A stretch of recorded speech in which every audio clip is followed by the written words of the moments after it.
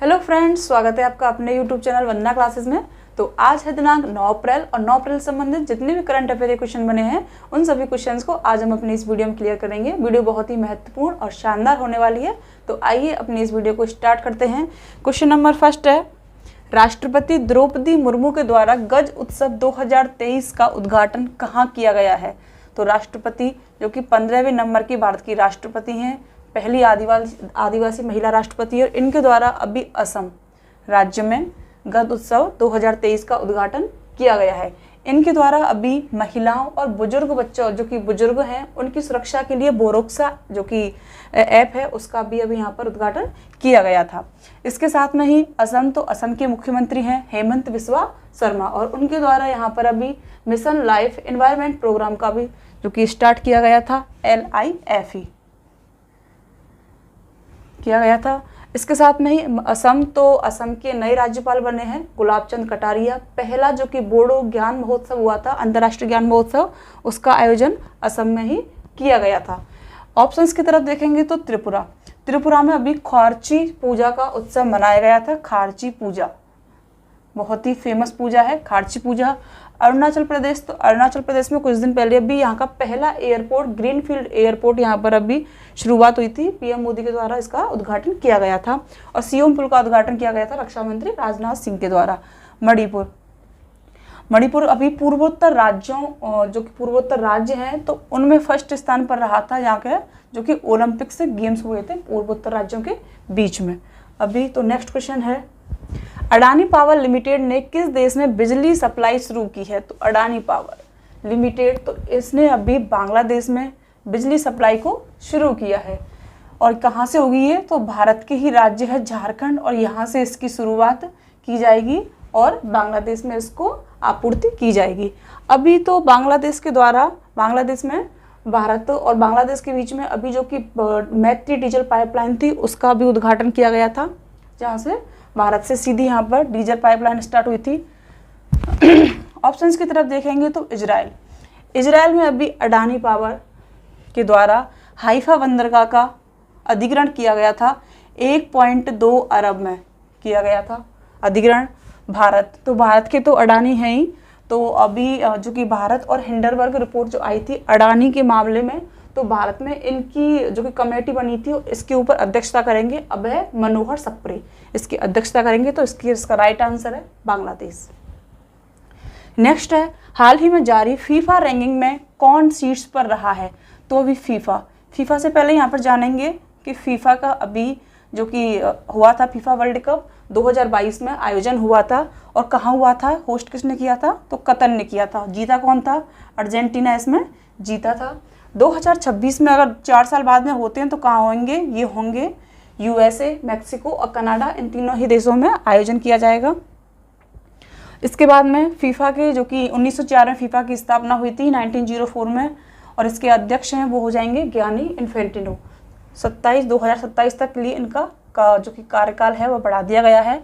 और अभी जो फीफा रैंकिंग में सीट्स पर रहा है तो वो रहा है अर्जेंटीना। 2022 में इसको अर्जेंटीना ने ही जीता था, फीफा जो कि फुटबॉल वर्ल्ड कप हुआ था उसको, जो कि सेकेंड। अगर यहाँ से देख लेते हैं स्क्रीनशॉट अगर आपको लेना हो तो यहाँ से आप ले सकते हो। अर्जेंटीना रहा है इसमें फर्स्ट नंबर पे, फ्रांस इसमें सेकंड नंबर पे रहा है, ब्राज़ील की इसमें रही है थर्ड रैंक, और जो बेल्जियम की इसमें रही है फोर्थ रैंक। भारत तो उसमें कहीं दिख ही नहीं रहा, तो भारत को मैं यहाँ पर बता देती हूँ कि 101 भी रैंक रही है भारत की।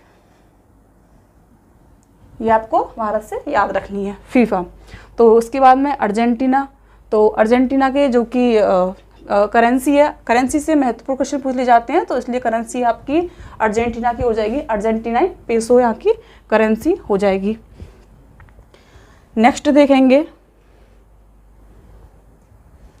क्वेश्चन देखेंगे तो हाल ही में किसे नए राष्ट्रीय राइफल एसोसिएशन ऑफ इंडिया के अध्यक्ष के रूप में कार्यभार संभाला है? किसने? तो राष्ट्रीय राइफल RR, इंडियन आर्मी की बटालियन है RR, और अभी इनका जो कि कार्यभार है वो संभाल लिया है कलिकेश नारायण ने। और जो RR है वह जो कि जम्मू कश्मीर में उग्रवादी इलाके हैं तो उनके वहाँ पर ये कार्य करती है RR, और भारतीय सेना की जो कि पैदल टुकड़ी है उसको इससे जाना जाता है RR को। ऑप्शंस की तरफ देखेंगे तो अभी शमिका रवि, शमिका रवि प्रधानमंत्री मोदी की आर्थिक सलाहकार परिषद की सदस्य चुनी गई थी। विमल कपूर अभी हनीवेल जो कि कंपनी थी उसके सीईओ चुने गए थे, विमल कपूर। और केनिची उमेदा मैंने कल बताया था, सुजुकी इंडिया के अभी इनको एमडी व सीईओ नियुक्त किया गया है।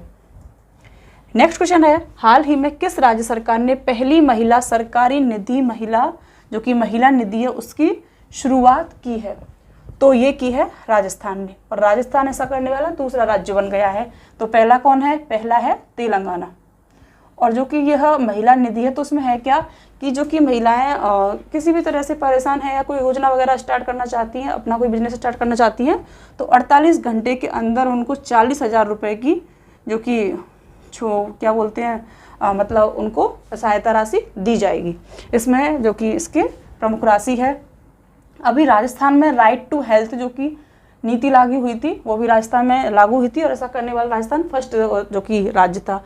इसके बाद में यहाँ पर जो भारत की पहली व्यवहार प्रयोगशाला जो कि बिहेवियर लेबोरेटरी है उसका उद्घाटन भी किया जाएगा जयपुर में। राजस्थान के जयपुर में ही भारत का दूसरा और विश्व का तीसरा सबसे बड़ा क्रिकेट स्टेडियम राजस्थान के जयपुर में बनने जा रहा है। ऑप्शंस की तरफ अभी देखेंगे तो उड़ीसा में अभी जो कि मुख्यमंत्री कृषि योजना की शुरुआत की गई थी। स्टेट वाइज जो कि योजना होती हैं उसे कम पूछा जाता है, लेकिन जो कि केंद्र सरकार की योजनाएं होती हैं वहाँ से अधिक क्वेश्चन पूछे जाते हैं। महाराष्ट्र, तो महाराष्ट्र से रिलेट करेंगे अभी। महाराष्ट्र के में एक पुणे शहर है, तो वहाँ पर देश की सबसे गहरी जो कि रेलवे योजना है, रेलवे सबसे गहराई में रेलवे स्टेशन बनेगा पुणे में। झारखंड में अभी झरनी पोर्टल ये योजना है उसकी शुरुआत की गई थी झारखंड में, और पहला प्रवासी सर्वेक्षण भी स्टार्ट हुआ था झारखंड राज्य से।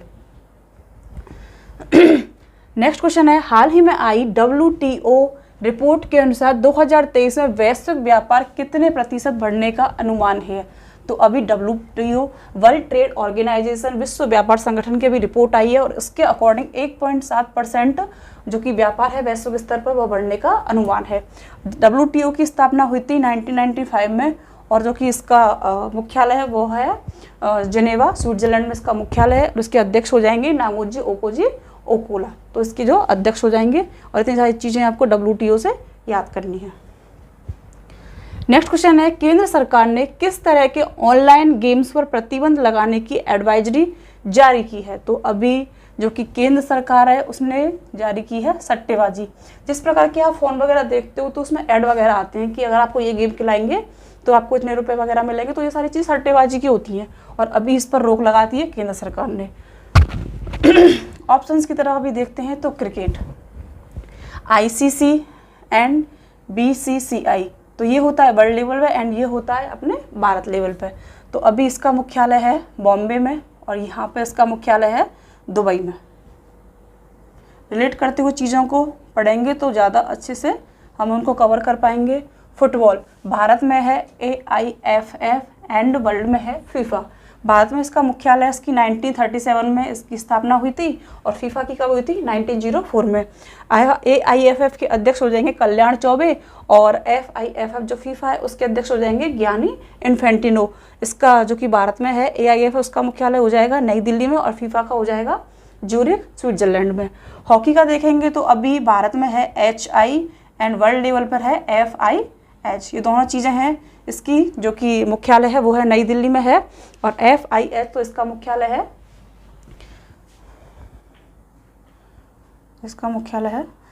स्विट्जरलैंड में। FIH के जो कि अध्यक्ष हो जाएंगे वो हो जाएंगे जो कि तैयब इकराम हो जाएंगे, और यहाँ के जो अध्यक्ष हो जाएंगे वो हो जाएंगे दिलीप टर्की, इसके अध्यक्ष हो जाएंगे। तो इतनी सारी चीज़ें आपको इस वाले क्वेश्चन से याद रखनी है, और इसमें कई क्वेश्चनों को मैंने अभी सॉल्व करवाया है। नेक्स्ट क्वेश्चन है तो ये है कॉन्स्टिट्यूशन आधारित है। 1919 के भारत शासन अधिनियम को किस नाम से जाना जाता है? तो 1919 का जो अधिनियम है उसे जाना जाता है मॉन्टेग्यू चेम्सफोर्ड सुधार को। मॉन्टेग्यू 1919 में क्या थे? ये थे भारत मंत्री थे एंड जो कि चेम्सफोर्ड थे वो थे गवर्नर जनरल थे। और इससे जो कि 1919 में जब ये सुधार लाया गया था तो पहली बार भारत में उत्तरदायी शासन की स्थापना हुई थी, और क्या हुआ था कि सांप्रदायिक निर्वाचन प्लस जो कि प्रत्यक्ष निर्वाचन था उसको पहली बार यहाँ पर सुधार इसमें लाया गया था। इसलिए इसको 1919 का जो भारत शासन अधिनियम है उसको कहा जाता है मॉन्टेग्यू चेम्सफोर्ड सुधार कहते हैं। ऑप्शंस की तरफ देखेंगे तो अभी नोवाल्डे मिंटो सुधार 1909 में इसकी जो कि भारत शासन अधिनियम है उसको कहा जाता है मार्ले मिंटो सुधार।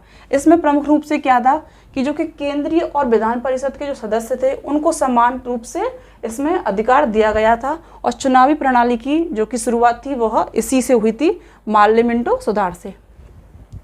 स्वराज्य विधेयक 1895 का है और इसको जो कि पहली बार संविधान सभा में बताया गया था बाल गंगाधर तिलक के द्वारा, और इसकी जो कि स्टार्ट किया गया था यह भी बाल गंगाधर तिलक के द्वारा स्टार्ट किया गया था। अगर इससे और चीज़ पूछ लेते कि सबसे पहले इसका जो कि वर्ड को लिया था तो किसने लिया था, वो लिया था दयानंद सरस्वती ने। और भी सारी चीज़ें हैं स्वराज से संबंधित, तो हम अगली क्लासेस में उनको देखेंगे। बेवेल योजना 1945 की है बेवेल योजना, और इसको संवैधानिक रूप के गतिरोध को दूर करने के लिए और वातावरण में अच्छी तरह से प्रॉपर रूप से उसको नियम से चलाए रखने के लिए बेवेल जो कि आए थे भारत में उसको लाया गया था। एक ये वाला क्वेश्चन है जो कि यूपी SSSC पैट में आया हुआ क्वेश्चन है, 2022 में यूपी में हुआ था पैट, लेकिन उसको अलग तरीके से लेके आए थे, जैसे कि साइमन कमीशन है, क्रिप्स प्रस्ताव है, और जो माउंटबेटन योजना थी तो उनकी बाकायदा डेट वगैरह दी गई थी, और उसके साथ में बेवेल योजना भी दी गई थी कि इसका क्रम में लाओ। तो इस प्रकार के क्वेश्चन आते हैं, डीपली क्वेश्चन आते हैं, तो उनको एक बार पढ़ना चाहिए। नेक्स्ट है भारतीय संविधान के किस भाग में नीति निर्देशक तत्वों को बताया गया है। तो जो कि इंडियन कॉन्स्टिट्यूशन का जो पार्ट है नीति निर्देशक तत्वों को उसमें बताया गया है भाग 4 में। नेक्स्ट उसकी तरफ देखेंगे, नेक्स्ट ऑप्शन की तरफ देखेंगे तो भाग 4 में मौलिक कर्तव्यों को इसमें बताया गया है। मौलिक कर्तव्यों को 36 से लेकर 51 तक इसमें अनुच्छेद हैं, और भाग 4 का में जो कि 51 इसमें अनुच्छेद हैं। थोड़ा सा क्लियर समझ में नहीं आएगा, लेकिन मैंने मुँह से बोल दिया है। भाग 9 का, जैसे मैंने कल बताया था कि जो कि भाग 9 था उसमें पंचायत थी, लेकिन जो कि इसमें भाग 9 का है इसमें नगर पालिकाएँ हैं, और नगर पालिकाएँ अनुच्छेद कितना है P से लेकर Z तक, और पंचायत किसमें थी तो पंचायत थी A to O पंचायत थी। भाग 18 इम्पोर्टेंट है क्योंकि इसमें राष्ट्रीय आपातकाल है। राष्ट्रीय आपातकाल मीन्स 352 से लेके जो 3 आपातकाल राष्ट्रपति के द्वारा लागू किए जाते हैं, 352, 358, 360 ये 3 आपातकाल हैं भाग 18 में। नेक्स्ट है 1784 के पिट्स इंडिया एक्ट में क्या प्रावधान है। तो 1784 का जो पिट्स इंडिया एक्ट था उसमें प्रावधान थे। इस एक्ट में पहली बार द्वैत शासन प्रणाली को लागू किया गया था। कंपनी की व्यापारिक गतिविधियों को बोर्ड ऑफ डायरेक्टर्स और राजनीतिक गतिविधियों को बोर्ड ऑफ कंट्रोल के अधीन कर दिया गया था। इसके साथ में इसका राइट आंसर है ए व बी दोनों।